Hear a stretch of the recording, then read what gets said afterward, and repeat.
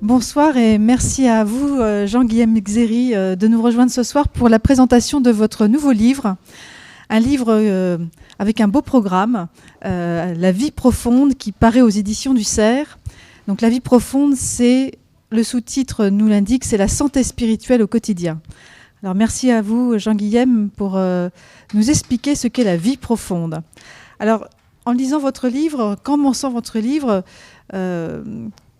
j'ai été à la fois, non pas surprise, mais j'ai retrouvé ce qui a fait le succès de votre précédent, Revivez de l'intérieur, avec cette série de conseils, comme des recettes, mais qui effectivement nous amènent à bien comprendre, à bien vivre, à mieux vivre. Vous nous accompagnez de façon merveilleuse.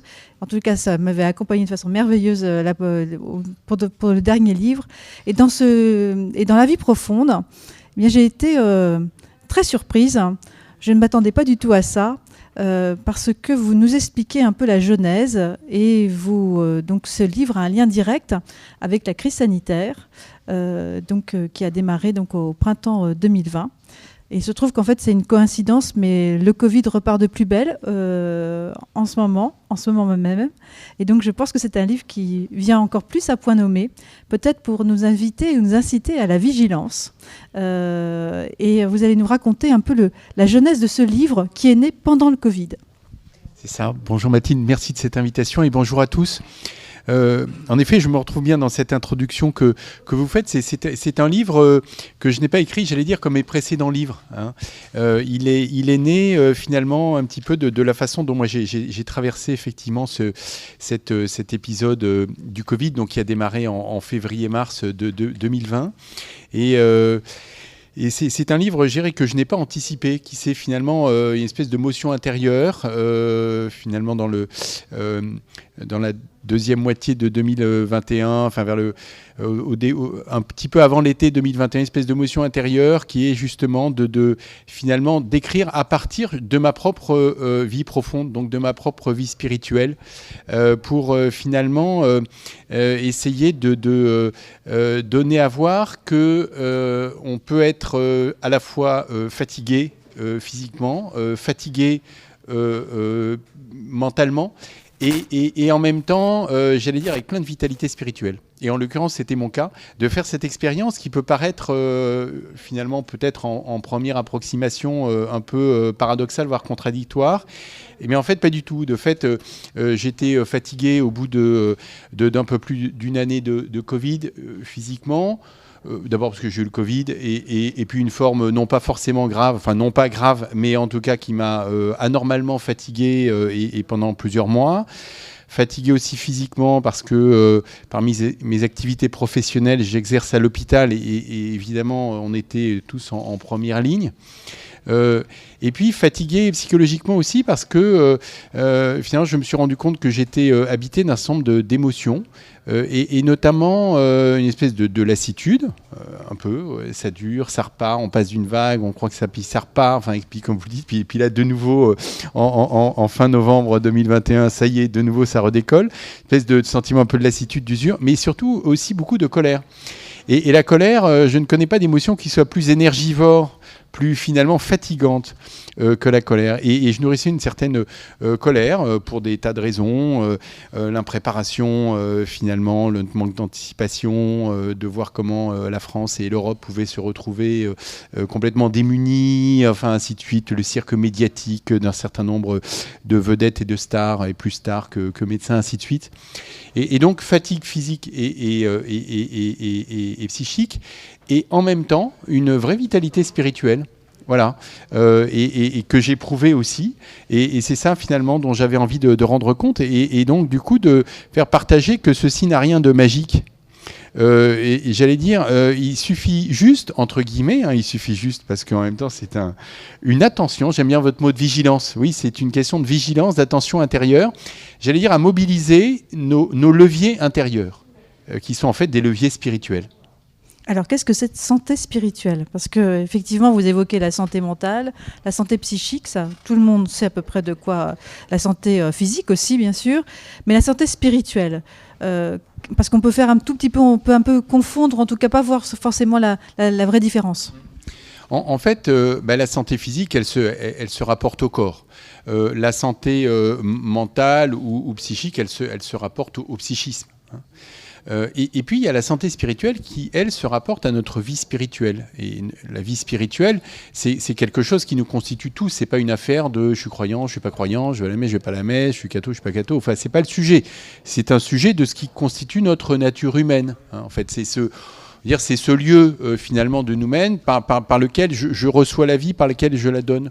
C'est ce lieu finalement qu'il y a en chacun de nous, mais c'est le lieu de nous-mêmes finalement qui est le lieu de notre liberté souveraine, qui est un lieu finalement qui est au-delà des déterminismes biologiques, psychologiques ou sociologiques. Voilà. Et en fait, cette vie spirituelle, c'est ça. Est-ce que finalement je reste dans ces déterminismes biologiques, psychologiques, sociologiques, ou est-ce que finalement je puise ma vie, c'est les choix que je fais dans ma vie, les orientations, la vitalité que j'y donne, le sens que j'y donne, dans quelque chose qui va au-delà. Souvent on dit la vie spirituelle, on ne sait pas trop ce que c'est. En fait, c'est immatériel, mais c'est pas parce que c'est immatériel que c'est moins réel que la vie physique ou la vie psychologique.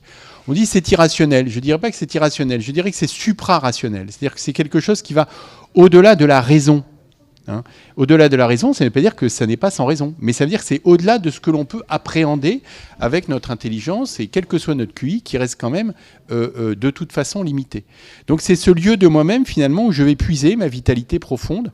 J'allais dire, on peut, et on le voit si on a fait soi-même l'expérience de la maladie ou du handicap, ou si on en est témoin, c'est qu'on peut être une personne handicapée, une personne malade ou une personne dans sa vieillesse et en même temps d'être en pleine vitalité, justement, intérieure, spirituelle. Alors, comment la situer par rapport aux autres ? J'allais dire, je renvoie finalement à un certain nombre d'ouvrages, dont Prenez soin de votre âme ou Revivez l'intérieur, mais il y en a plein d'autres aussi, qui présentent cette anthropologie, corps, psychisme, esprit. Et on n'a pas le temps, c'est pas l'objet. C'est simplement là sur la santé. Donc que la santé spirituelle, finalement, c'est la sœur de ces santé physique, santé psychique. Elles sont trois sœurs. Voilà, sont trois sœurs. Il me semble que une des caractéristiques, en tout cas qui les distingue, c'est que la santé physique et la santé mentale sont très dépendantes de l'extérieur. On sait que notre santé physique va dépendre beaucoup de l'alimentation. Elle va dépendre beaucoup de notre activité physique, par exemple. Donc elle est très dépendante de l'environnement, de substances que je peux absorber, le tabac, ainsi de suite. Notre santé mentale est extrêmement dépendante. Nous sommes tous finalement extrêmement fragiles. Notre santé mentale est très dépendante du bruit, des stimulations, des injonctions, enfin ainsi de suite, dont nous pouvons faire l'objet consciemment, le plus souvent inconsciemment. Notre santé spirituelle, peut-être parce qu'elle est justement vraiment au plus profond de nous-mêmes, est beaucoup moins dépendante de l'environnement que ces deux sœurs, la santé physique, la santé mentale. C'est plutôt une bonne nouvelle. C'est une très bonne nouvelle. Et donc le curseur dépendance à l'environnement et finalement autonomie de moi-même pour activer ces levées spirituelles, pour prendre soin de ma propre santé spirituelle, le curseur se déplace vraiment du côté de mes capacités, du côté de ma volonté et de mes capacités, de mes ressources intérieures. Donc elle est moins dépendante de l'environnement que justement ces deux sœurs, la santé physique, la santé. En revanche, il y a un point commun entre ces trois sœurs santé, physique, mentale et spirituelle, c'est qu'elles se jouent toutes dans le quotidien. On sait justement, et c'était les exemples que je prenais du sommeil, de l'alimentation, de l'activité physique, que la santé physique, elle se joue au quotidien. Voilà. C'est beaucoup les campagnes de pub de santé publique. Voilà. La santé mentale, on insiste beaucoup sur la méditation, pratiquer la méditation régulièrement, les promenades en forêt, s'accorder du silence. Ça se joue sur le moyen et le long terme. De la même façon, la santé spirituelle, elle se joue au quotidien, non pas dans la dépendance à l'environnement, comme je viens de le dire, mais tout de notre quotidien est l'occasion de faire une expérience spirituelle. Et ça me paraît essentiel pour parler et pour réfléchir et surtout pour vivre la santé spirituelle. La santé spirituelle, c'est pas finalement quand je vais aller dans un monastère faire une retraite, suivre un enseignement spirituel, aller dans un ashram, etc. Ça peut être un temps spirituel particulier. Mais la santé spirituelle, elle s'acquiert au quotidien comme ses deux autres sœurs. Et elle s'acquiert au quotidien parce que tout ce qui fait la trame de notre vie ordinaire, mais tout, manger, dormir, faire du sport, faire travailler son imagination, faire travailler sa mémoire, rêver, pleurer, rire, être triste, être en colère, avoir peur. Et point de suspension, ça va jusqu'à ces 32 chapitres, puisque dans mon bouquin, il y a 32 chapitres qui sont les 32 choses qui constituent la trame de notre vie quotidienne. Et chacune de ces 32 réalités, et en fait il y en a d'autres, il pourrait même y avoir un tome suivant, sont des opportunités, sont des occasions pour vivre des expériences spirituelles. Alors, en lisant, enfin, en refermant votre livre, déjà, la bonne nouvelle, c'est que notre vie est déjà riche. C'est-à-dire que, effectivement, dans la séquence que nous avons vécue depuis 2 petites années, où nous avons un peu réduit à nous-mêmes, à notre plus simple expression, finalement, dans des moments de difficulté, votre livre révèle effectivement, en tout cas, souligne surtout la richesse incroyable de notre vie, à travers ces éléments que vous voulez et que nous avons un peu détaillés ensemble, parce qu'il y a des chapitres qui sont étonnants. Effectivement, des chapitres qui sont très concrets. On a évoqué rêver, manger, dormir. Alors justement, j'avais envie qu'on s'arrête sur dormir, parce qu'effectivement, il y a un enjeu, un énorme enjeu avec ce chapitre-là, qui est un besoin vital et qui pourtant n'est pas si simple. On sait que les Français sont très gros consommateurs de psychotropes, comme on le disait tout à l'heure. Quelle est la difficulté de cette fonction vitale, en fait, finalement, en termes spirituels ? Alors, peut-être pour arriver justement à cette question du sommeil, peut-être dire que justement, l'enjeu pour gagner en santé spirituelle, en fait, j'insistais sur le caractère ordinaire, en fait, que ça se joue dans l'ordinaire de nos vies. Pour le dire autrement, parce que ça me paraît essentiel, et pour le dire autrement, en fait, il ne s'agit pas de changer de vie. Parfois, on se dit, bah voilà, je vais changer de vie, ça y est, ça va être le grand ramdam, et là, ça y est, etc. En fait, il ne s'agit pas de changer de vie, il ne s'agit même pas de changer de mode de vie. Peut-être, ça peut y contribuer. Je crois qu'il s'agit d'habiter sa vie autrement. C'est-à-dire que mon propos, c'est vivre en mode profond. C'est ça, de vivre en mode profond, exactement. C'est-à-dire que, en fait, il n'y a pas des choses qui seraient spirituelles d'un côté, des choses qui ne seraient pas spirituelles de l'autre. Là, je suis vraiment, j'insiste là-dessus. Ce qui est spirituel ou pas, c'est la façon dont j'habite ce que je vis. Ce que je vis moi-même, la façon dont j'habite mon corps, dont j'habite ma vie, dont j'habite mes relations. Et c'est ça qui est spirituel ou pas.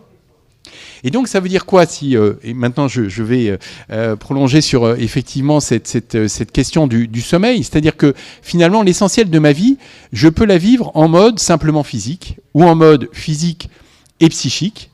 Mais je peux aussi la vivre en mode physique, psychique et spirituel. Exemple, le sommeil. Je peux le vivre en mode physique. Bon, voilà, il y a le train qui passe, il y a le marchand de sable qui commence à faire son boulot, je sens que je suis fatigué, et puis que le sommeil arrive, je suis crevé, je vais me coucher, puis voilà, fin de l'histoire. Très bien. Et on en a besoin, c'est un besoin physiologique, on ne dort pas, de toute façon, à un moment très vite, en fait, on meurt. Donc, c'est un besoin physiologique. Donc, je peux le vivre à un niveau strictement physique. Je peux le vivre à un niveau plus psychologique, ce qui est sentir une espèce de fatigue intérieure, de lassitude. J'ai qu'une seule envie. Alors là, c'est d'aller me coucher, et puis là, on m'a pris la tête toute la journée. Bon, là, c'est bon, je vais dans ma chambre, je vais sous la couette, et j'y passe le week-end, et voilà. Espèce de ras-le-bol psychique qui appelle justement une espèce de besoin de sommeil. Et puis on peut, et donc super tout ça, voilà.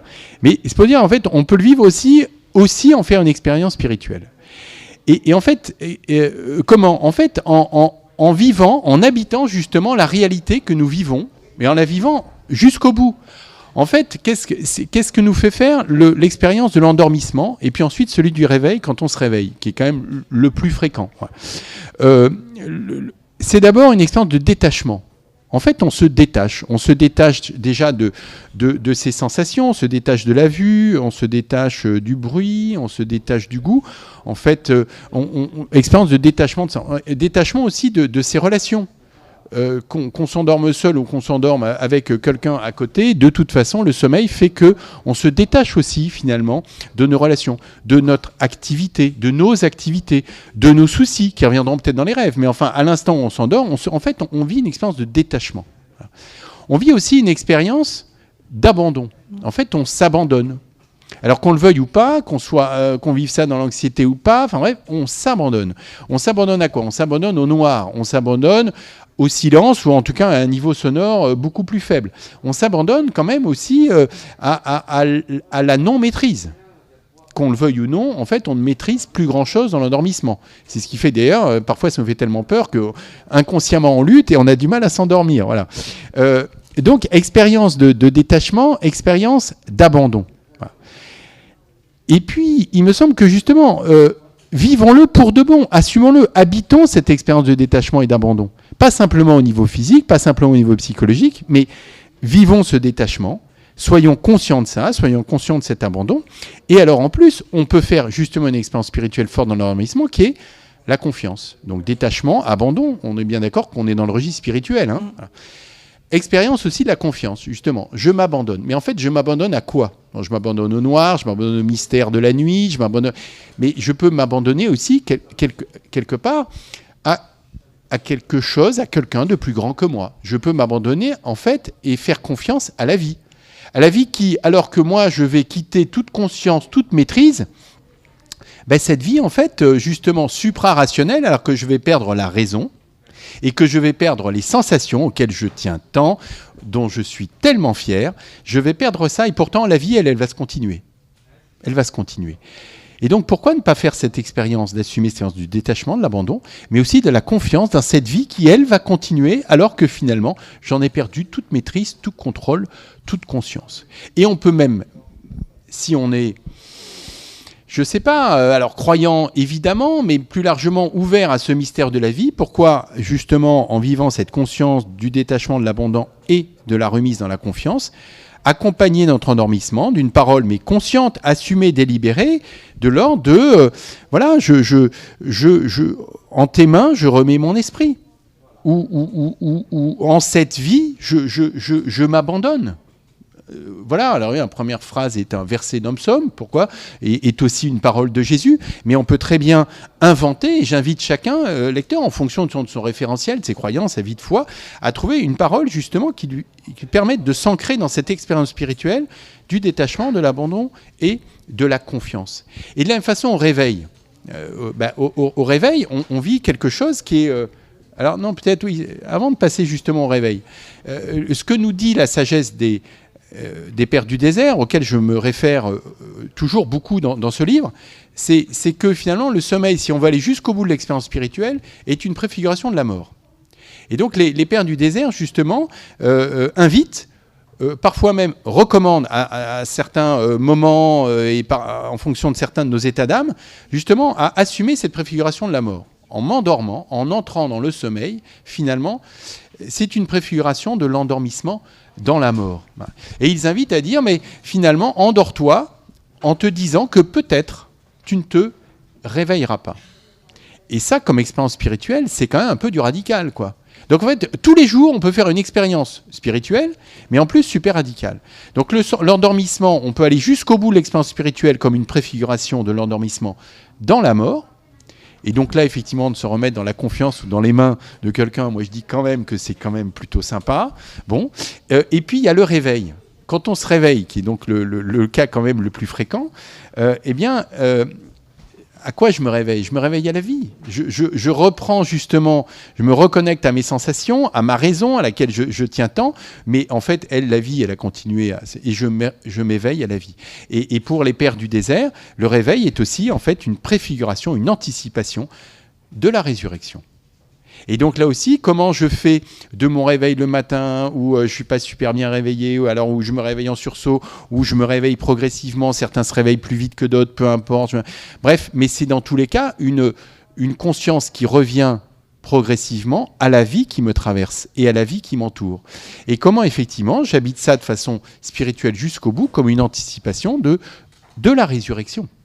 Donc en fait, on a à portée de main de quoi faire une expérience, j'allais dire, spirituelle non confessante, l'abandon, le détachement, la confiance, la reprise de conscience, le fait... Voilà. Et je peux en faire une expérience spirituelle, j'allais dire, de croyant, qui est de m'en remettre explicitement dans cette expérience de m'approcher de la mort, mais aussi d'anticipation de la résurrection, qui nous attend tous, hein, qu'on le croit ou pas, en vrai. C'est la gratitude, en fait. Hein.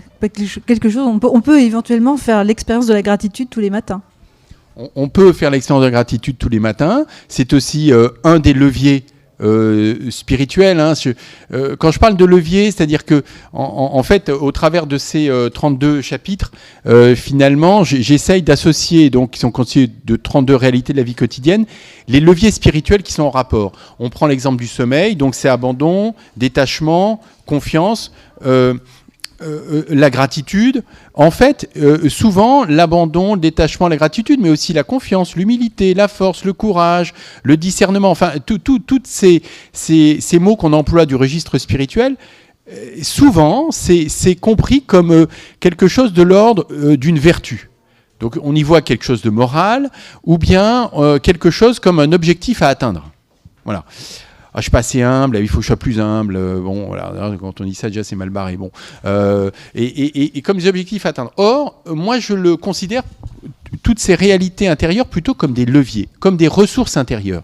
Des leviers, finalement, qui nous habitent et que nous avons la possibilité d'activer. Quand je m'endors, je peux activer, effectivement, ce levier de faire l'expérience de l'abandon et décider de m'abandonner, décider de me détacher, décider d'être dans la gratitude. Voilà. Et donc, pardon de cette petite incise, mais c'est pour dire que la gratitude, c'est pas simplement quand je suis content, du coup, si j'ai envie de remercier. Oui, bien sûr, c'est ça et c'est super. Mais là, on est un peu dans la réaction. Mais j'ai envie de dire que le registre spirituel, c'est pas de l'ordre de la réaction, c'est de l'ordre de quelque chose que je choisis en profondeur. C'est comme la différence entre la gentillesse et la bonté. La bonté, je la choisis, je suis pas obligé. Parfois même, ça m'embête. La gentillesse, c'est voilà, je m'entends bien avec, c'est sympa, etc. La gratitude, pareil. Je peux avoir envie de dire merci, super, allons-y. Mais je peux choisir aussi, finalement, d'être dans la gratitude. Et fondamentalement, c'est intéressant que vous l'associez au sommeil, c'est en effet quelque chose, fondamentalement, la gratitude pour cette vie qui m'habite, cette vie qui me traverse, cette vie qui dépasse ma raison, voilà, et cette vie que j'ai reçue. Et que j'ai à accueillir à chaque fois toujours un petit peu plus. En fait, je vous écoute et je me dis que votre livre, on va détailler un peu plus sur un chapitre, moi, qui m'a beaucoup intéressé. C'est en fait, votre livre n'est qu'une histoire d'incarnation. Je suis heureux de vous entendre dire ça. Je suis heureux de vous entendre dire ça parce que, de fait, hein, et oui, parce que vraiment, c'est un livre qui ne parle que de la vie quotidienne et de ces 32 réalités de la vie quotidienne, hein, du matin au soir et du soir au matin. Et en effet, la vie spirituelle, elle est incarnée ou c'est pas de la vie spirituelle, en fait. C'est autre chose, je ne sais pas ce que c'est. Oui. Et c'est pas mal, mais la vie spirituelle, elle est incarnée ou elle n'est pas. Et c'est pour ça que je l'articulais bien là, au début de notre propos avec le corps et avec le mental. On peut vivre ça en 1, 2 ou 3 dimensions. Voilà. Elle vient, effectivement, la vie spirituelle, elle est incarnée parce qu'elle vient une fois qu'on est déjà ancré dans son corps et dans son psychisme. Hein. Voilà. Pour ça, je dis qu'il n'y a rien à changer dans notre vie, c'est l'habiter différemment, en fait. Alors, il y a un chapitre que j'ai trouvé extrêmement intéressant parce qu'en fait, il est, l'air de rien, assez ambitieux, exigeant aussi. Donc, il s'intitule « 50 nuances d'intériorité ». Et les leviers pour la santé spirituelle de ce chapitre, ce sont le détachement, la souplesse et le décentrement. Alors, expliquez-nous ce que sont ces 50 nuances d'intériorité, ou en tout cas ce qu'est la nuance d'intériorité.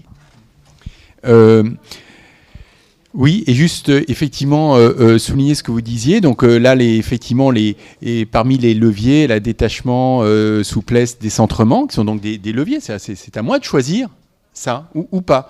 Et que la souplesse est, je crois, un levier majeur de la vie spirituelle. Voilà. Enfin, ça, c'était une parenthèse.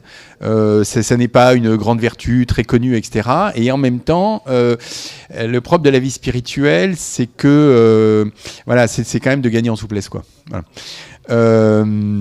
Et donc, ça veut dire se laisser surprendre, enfin, ainsi de suite. Voilà. Mais c'est pas votre question. Alors, effectivement, sur les nuances, il m'a semblé important de consacrer un chapitre à ces 50 nuances d'intériorité. Parce que je crois que la vie spirituelle, en fait, elle est faite de nuances. elle est faite de nuances, elle est faite, et donc en disant ça, en fait, pour le dire autrement, en fait, elle est faite de complexité. Ça ne veut pas dire qu'elle est compliquée, en fait, elle est très simple, hein, parce qu'elle est très naturelle. Même si elle est surnaturelle, elle est très naturelle. Dans surnaturel, il y a naturel. Mais en fait, elle est complexe, dans le sens, justement, où on n'est pas dans quelque chose qui est univoque, dans quelque chose qui est définitif, dans quelque chose qui est gravé dans le marbre.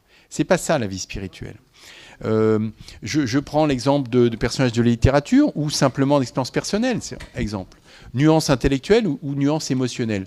Je peux être finalement à la fois triste, à l'instant là, je peux être triste pour certaines choses, et en même temps très heureux pour d'autres choses.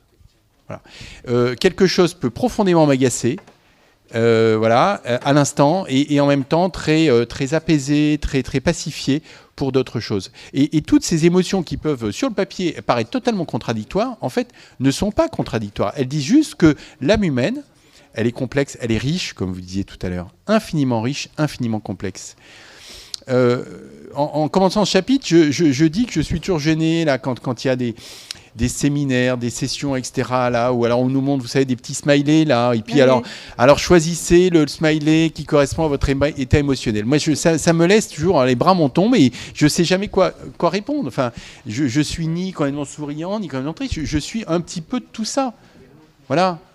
Alors, si on me met un couteau sous la gorge, je vais bien finir par choisir un petit bonhomme avec la tête jaune, là. Mais fondamentalement, ça ne dit rien. C'est extrêmement appauvrissant. Or, la vie spirituelle est au contraire très enrichissante. Mais c'est pareil pour les nuances intellectuelles. Je peux, par exemple, admirer une personne pour son intelligence et en même temps, je peux me sentir totalement en désaccord profond avec lui et voir ne pas du tout apprécier cette personne pour d'autres motifs. Voilà. Et je crois que cette dimension de nuance, elle est essentielle parce que on voit bien aujourd'hui dans notre société combien, et c'est prouvé, démontré, c'est pas une opinion ni une conviction, c'est démontré de tous les côtés, combien justement la société médiatique, et encore plus comment les réseaux sociaux, justement, nous classent, nous clivent. Combien en fait on se retrouve dans des communautés, jusqu'au communautarisme des réseaux sociaux, jusqu'au communautarisme de la société. Voilà. Or, comment, justement, je laisse de la place à la complexité intérieure de l'autre, mais aussi à ma complexité intérieure, intellectuelle, émotionnelle, psychologique. Et la vie spirituelle est là, finalement, pour faire l'unité dans toutes ces facettes, en fait, de nos complexités. Quelle est la notion, quand vous avez entamé l'écriture de ce livre, est-ce que tout vous est apparu évident ou est-ce que vous avez fait des découvertes, vous, pendant l'écriture ?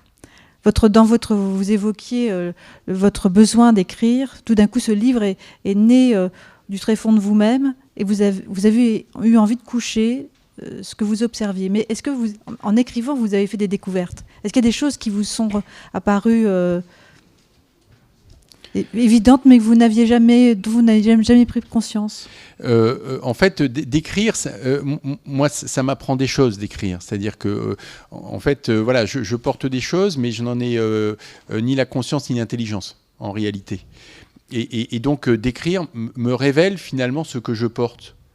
Donc, je ne sais pas si ça répond à votre question, mais c'est-à-dire que, j'allais dire, je me suis rendu compte de ce que je portais. Et que ce que je portais, c'est fondamentalement que la vie spirituelle est une affaire de vie ordinaire. C'est une affaire de vigilance, d'attention, de changer la focale de son attention. Je peux tout vivre en fait un peu en surface. Je peux aussi tout vivre en profondeur. Même si je suis fatigué, même si je suis en forme, même si je suis un peu tristouné, même si j'ai vraiment une super pêche, en fait, peu importe. Je peux choisir justement faire le choix un peu de la profondeur. Et ce que j'ai appris finalement, c'est un peu davantage cette conscience-là, mais ce que j'ai appris, c'est au départ, il n'y avait pas 32 chapitres en fait. Il y en avait 2, 3, puis en fait, puis 4, et puis 5, et puis en fait, simplement en déroulant le quotidien, quoi. En fait, en déroulant l'ordinaire en fait, de ma vie, de nos vies à tous. En fait, c'est ça, c'est au fur et à mesure, en laissant venir finalement ce qui habite mes journées, mes semaines, mes mois, mes années. En fait, rien n'échappe en fait à une expérience spirituelle. Et est-ce qu'il y a un chapitre? Quel est le premier chapitre que vous ayez écrit? Ah bah le premier là c'était manger. Hein. Ah, c'était manger. Ah oui, on va faire simple. C'est manger, dormir, bouger. Voilà. Qui correspondait bien à notre réalité de confiné. Oui, tout à fait. C'est des besoins physiologiques absolument élémentaires.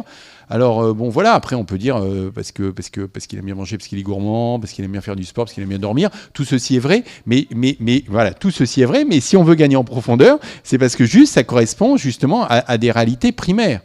Tout comme la première des émotions sur lesquelles j'ai écrit, c'est celle de la colère, parce que c'est une émotion primaire. En fait, il y a beaucoup de primaires. En fait, c'est pas un jugement moral primaire, c'est justement notre réalité incarnée. Comment je peux justement gagner en profondeur pour la vivre ?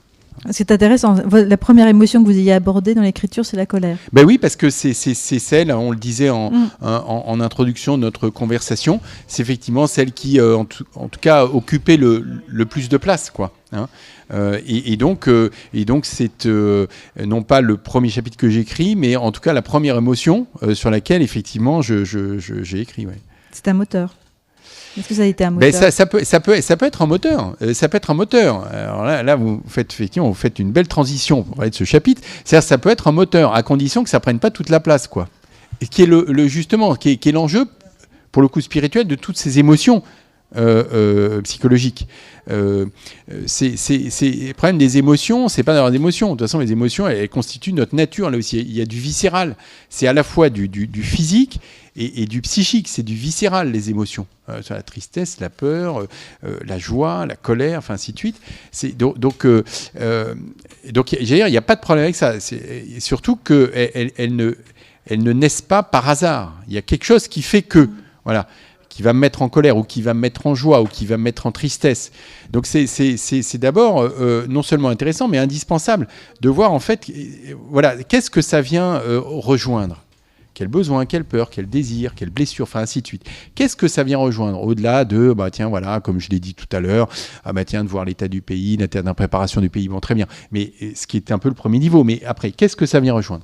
Mais après, il me semble que deuxième enjeu, donc d'où ça vient ? Deuxième enjeu, c'est comment je gère les excès de telle ou telle émotion. Bon, l'excès de la colère, comment je gère ? Et les excès de la colère, ça va être le passage à l'acte, ça va être la parole malheureuse donc que je vais regretter, qui va blesser l'autre, parfois même le passage à l'acte physique, enfin ainsi de suite. Et comment j'en gère les excès ? Et là, effectivement, la psychologie nous donne des outils intéressants, la méditation. Quand on sent que là, on commence à être un peu débordé, on peut fermer les yeux, prendre une grande inspiration, bloquer sa respiration et puis expirer tout doucement et faire ça 5, 6, 7 fois. On peut imaginer un sablier et puis fermer les yeux et puis on compte de 30 à 1 en regardant le sablier. Bon, voilà. Et puis après, effectivement, l'excès passe. Hein, voilà. Mais tout ceci est là aussi nécessaire. Mais on peut descendre d'un cran, là aussi. Et descendre d'un cran, c'est justement peut-être un peu y donner du sens, mais surtout, c'est quel contrepoids je donne à l'émotion. Et en fait, là aussi, la sagesse des premiers siècles des pères des airs est très éclairante. Et en fait, l'enjeu d'une émotion, c'est de voir d'où elle vient, effectivement, de l'orienter autrement. Mais pour l'orienter autrement, c'est de l'équilibrer et faire qu'elle ne prenne pas toute la place. Et en fait, les émotions, la plupart du temps, ont des contrepoids. Et c'est ça que nous enseigne la sagesse des pères. Et le contrepoids, par exemple, de la colère, pour éviter qu'elle prenne toute la place, j'insiste, pour éviter qu'elle prenne toute la place. Je n'ai pas dit pour l'annuler et faire qu'on soit tous des gentils, des petits agneaux qui ne sont jamais énervés parce qu'on est tous des gens très gentils. Pas du tout, c'est pas ça le sujet. Le sujet, c'est de l'équilibrer. Les deux contrepoids, c'est le service et la douceur. Et ça, c'est très intéressant. C'est-à-dire que les conseils de sagesse que nous donnent les pères, c'est au quotidien, quand je sens que je suis vraiment pris par une colère qui peut devenir excessive, qui se retourne contre l'autre ou contre moi en amertume, et puis après en tristesse, et puis après en rancœur, et puis on n'en sort pas, et puis alors après on se fait ses films, ainsi de suite, c'est de remettre du service, remettre de la douceur. Voilà. L'image, c'est vraiment celle de la balance. C'est quoi les contrepoids ? Voilà, service. Et ça, vous voyez qu'on n'est pas dans quelque chose, justement, du registre émotionnel. On est dans, finalement, un choix que je pose de ne pas me laisser envahir, de ne pas me laisser dominer. De ne pas me laisser dominer par une émotion. c'est à moi d'être le patron chez moi. C'est pas à une émotion d'être le patron chez moi. Et donc chez moi, là, on est dans ce registre-là de ma souveraine liberté, de mes ressources les plus profondes. Et je fais le choix, malgré cette colère, aussi justifiée soit-elle. Souvent, les colères sont justifiées. Souvent, la tristesse est justifiée. Mais le problème, c'est pas qu'elle soit justifiée ou pas. Parce qu'on sait bien, dans l'histoire, la grande histoire, qu'à coup de justification, on peut faire les pires choses. Aussi justifiée soit telle ou telle émotion ou la colère, il s'agit pour moi de l'équilibrer. Et donc, je mets mes contrepoids de service et de douceur dans le cas d'espèce. Et je cite Mère Teresa dans ce chapitre sur la colère, qui a une phrase, en tout cas moi, qui m'éclaire beaucoup. Mère Teresa qui disait, finalement, moi, quand je suis dans les rues de Calcutta et que je vois le gaspillage, tout le gaspillage, en fait, ça me met super en colère. Je n'en suis pas fier, mais ça me met en colère. Ce qui est intéressant dans ce que dit Mère Teresa, c'est que, elle identifie, elle dit, j'en suis pas fier. Mais donc, elle en a pas honte, elle culpabilise pas, elle dit, juste, j'en suis pas fier. Mais je n'y peux rien, je suis en colère. Et comment elle a réagi, Mère Teresa ? Elle a passé sa vie, justement, à servir et à être, effectivement, à la fois ferme, bien sûr, mais pleine de douceur pour les gens, les enfants, les hommes, les femmes dont elle s'occupait. Donc, c'est intéressant. Elle a une colère forte en elle, et en même temps, elle traduit ça en service. Elle l'équilibre en service et en douceur.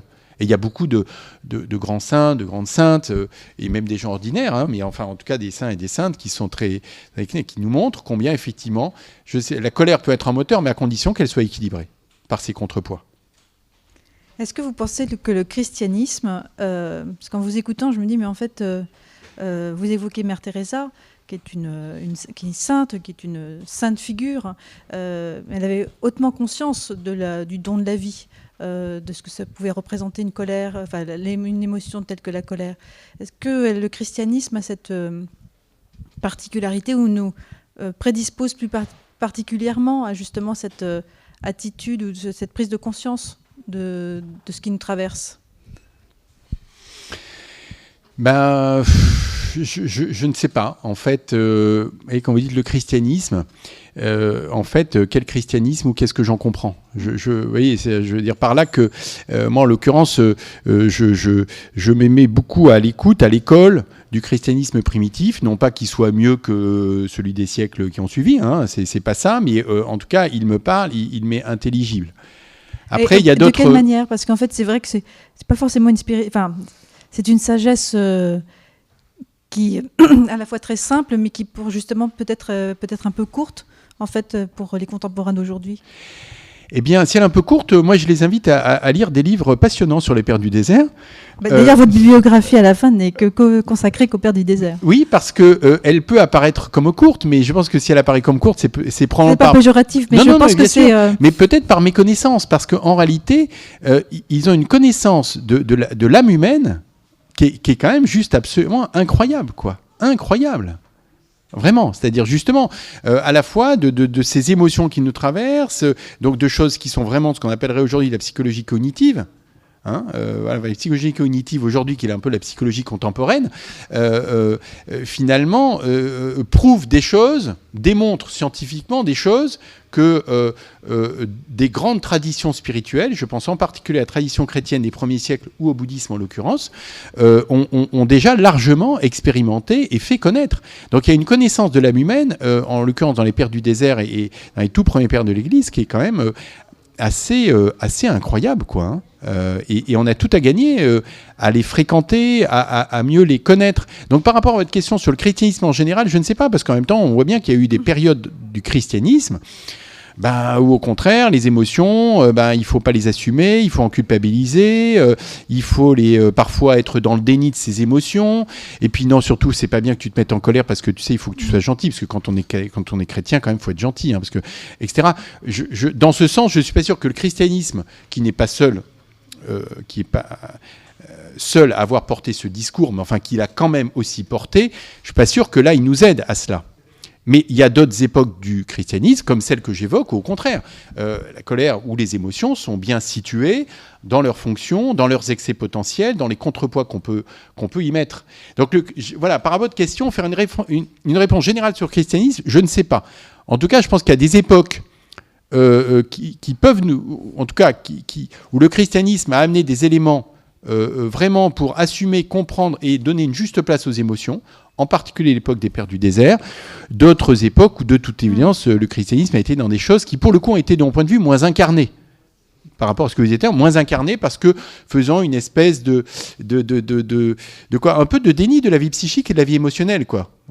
Souvent, soit en culpabilisant à outrance, soit une espèce d'angélisme totalement désincarné, enfin en tout cas dans lequel moi je ne me reconnais absolument pas. Je pensais à Jésus, en fait, qui savait se mettre en colère. Alors carrément. Alors si, en effet, si votre question c'est Jésus, alors là je vous rejoins. En effet, moi j'avais plutôt compris sur le christianisme et le dominant christianisme derrière. C'est Jésus, ok, il nous donne justement une magnifique illustration, en tout cas dans les pages des Écritures, justement d'un homme très vivant dans sa vie émotionnelle. Il est triste à mourir, il se réjouit, il pleure pour son ami, il se met en colère.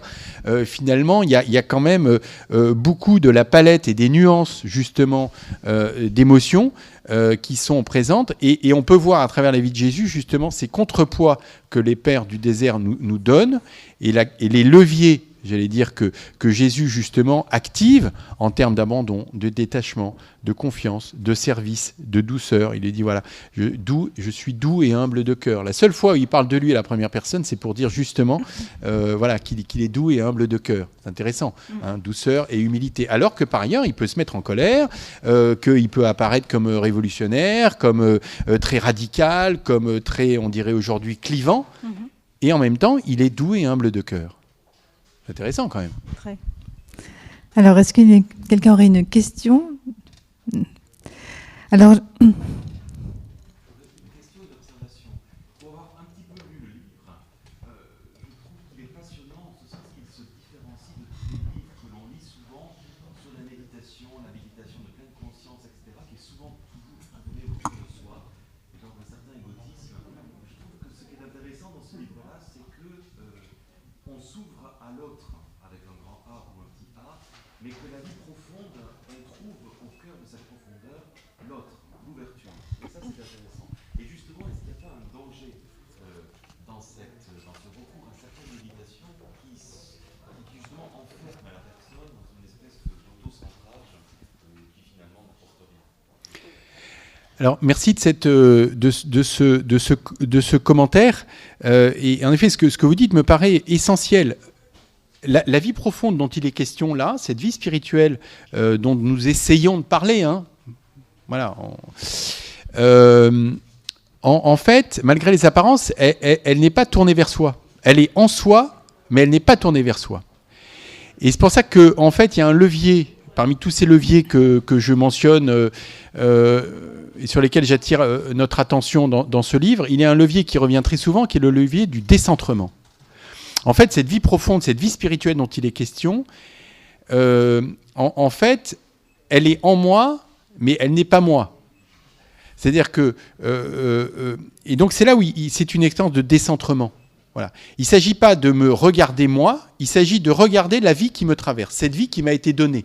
Cette vie qui est intimement, justement...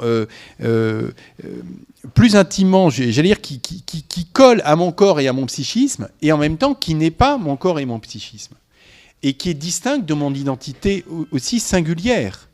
Et donc, en effet, il ne s'agit pas de se tourner vers soi, que de se tourner vers cette vie qui nous est donnée et qui circule en soi. Première chose. Deuxième chose, cette vie qui est en soi, ce n'est pas une vie inerte. En fait, c'est une vie dont la dynamique est le don, dont la dynamique est la circulation. C'est comme ça. Enfin, je veux dire, voilà, c'est comme ça. Et que cette vie qui nous est donnée, de fait, sa dynamique, son essence même, c'est d'être tourné vers l'autre, c'est de circuler. Voilà, il y a des choses qui nous dépassent, et là aussi qui dépassent notre raison, qui est supra notre raison, supra-rationnelle. Voilà, on est tourné vers l'autre, on donne la vie, quelle qu'en soit la main. Donc, donc merci pour votre remarque, elle est essentielle.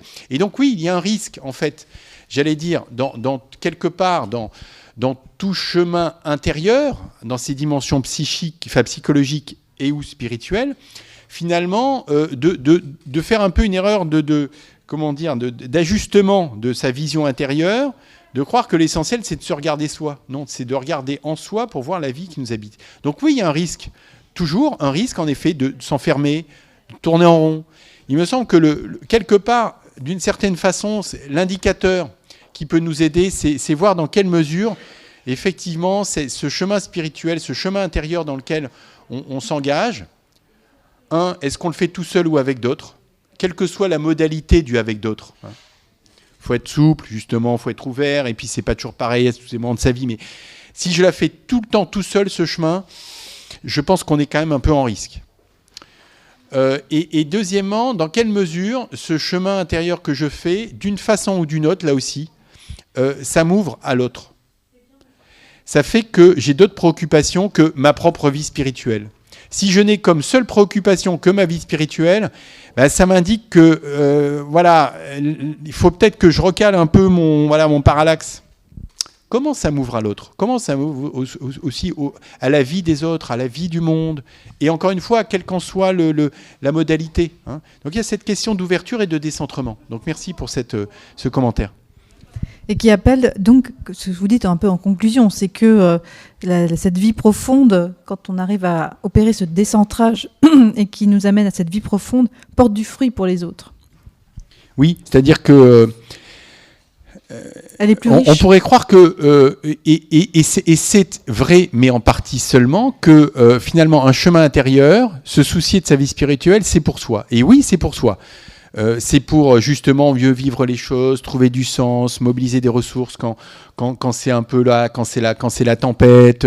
Et puis c'est pour le développement personnel. On parle beaucoup de développement personnel. Puis de fait, on le vit beaucoup le développement personnel. Et tout ceci est bon, mais ça n'est pas suffisant. Voilà. En fait, ça n'est pas suffisant parce que la dynamique même de cette vie qui nous est donnée, c'est celle de l'ouverture et du décentrement. Et donc, il y a aussi une responsabilité collective, c'est dans ces termes que je le formule dans ce livre, il y a aussi une responsabilité, j'allais dire, sociale, une responsabilité collective à prendre soin de sa vie spirituelle ou à essayer de vivre en mode spirituel, c'est que, en fait, dans tout chemin spirituel, il y a quelque chose à un moment donné qui va m'échapper, quelque chose qui va me dépasser, quelque chose, voilà, et peu importe. Et peu importe que ça me dépasse ou que ça m'échappe, mais qui sera de l'ordre de cette vie qui veut se donner à travers moi, mais comme elle se donne à travers vous, à travers chacun de nous, chacun de nos auditeurs chez lui, il y a quelque chose qui dépasse.